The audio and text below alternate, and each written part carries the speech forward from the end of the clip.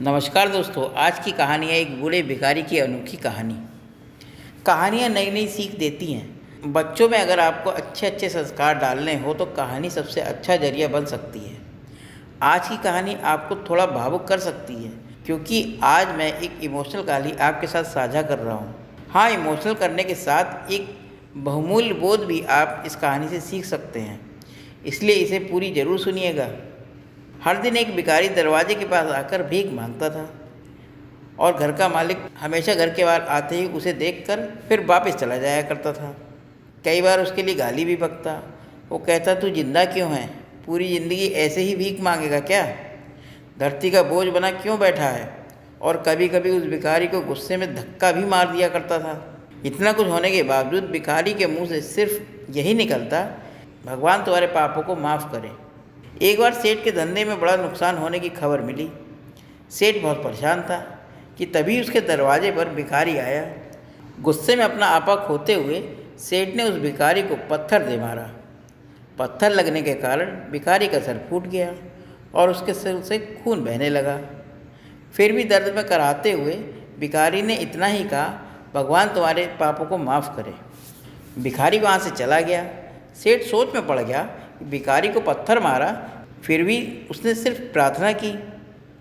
सेठ का गुस्सा जब शांत हुआ तो भिखारी का रहस्य जानने के लिए सेठ ने भिखारी का पीछा करना शुरू कर दिया। भिखारी जहाँ जहाँ जाता सेठ उसके पीछे पीछे जाता। सेठ ने देखा कि कोई उसको खाना देता तो कोई मारता, कोई अपमान करता तो कोई गालियाँ देता। लोग भिखारी के साथ चाहे जैसा व्यवहार करते, लेकिन भिखारी सबके लिए एक ही प्रार्थना करता, भगवान तुम्हारे पापों को माफ़ करे। अब रात होने लगी थी। भिखारी अपने घर जाने के लिए लौटा। वो अपने घर पहुंचा, लेकिन सेठ अब भी उसका पीछा कर रहा था। एक पुरानी सी टूटी हुई खटिया पर एक बूढ़ी औरत लेटी हुई थी। काफ़ी कमज़ोर बीमार सी लग रही थी। वह भिखारी की पत्नी थी।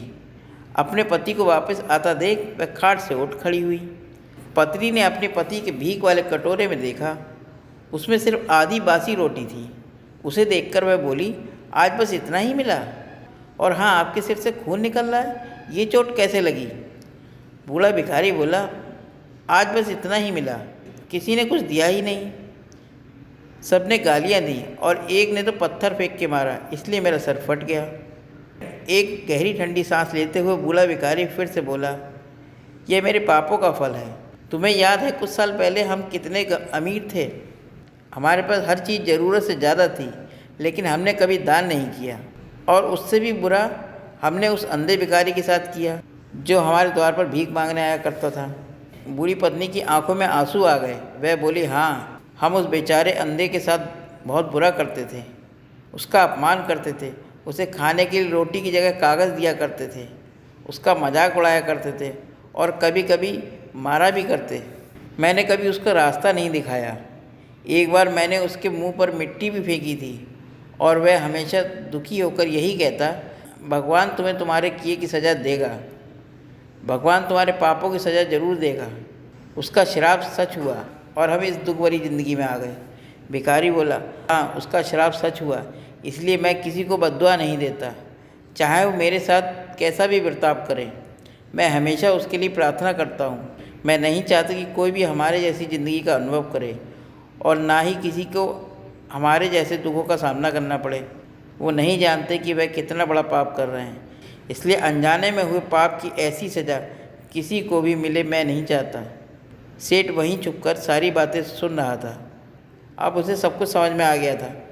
भिखारी और उसकी पत्नी ने वह आधी रोटी मिल बाँट कर खाया और भगवान को धन्यवाद बोलकर सो गए। अगले दिन वही भिखारी फिर से भीख मांगने सेठ के घर जाता है। सेठ ने पहले से गर्म रोटी उसके लिए निकाल कर रखी थी। उसे देते हुए सेठ विनम्रता से बोला, माफ़ कर दीजिए बाबा, मुझसे बहुत बड़ी गलती हो गई। बूढ़ा भिखारी बोला, भगवान तेरा भला करे। इतना कहकर वह आगे निकल गया। इस कहानी से जो सीख लेने लायक है वह बड़ी सिंपल है कि आदमी चाहे किसी का बुरा करे या भला करे, लेकिन भगवान सिर्फ कर्म के हिसाब से उसको फल देता है। क्या हुआ अगर भगवान नहीं देखता है, लेकिन यह बात बिल्कुल सच है कि उसके खाते में सबका हिसाब बहुत पक्का होता है। इसलिए कभी किसी के लिए कुछ भी करो तो अच्छा ही करो। दोस्तों, ये कहानी कैसी लगी अगर अच्छी लगी हो तो मेरे चैनल को लाइक करें, सब्सक्राइब करें और शेयर करें। धन्यवाद दोस्तों।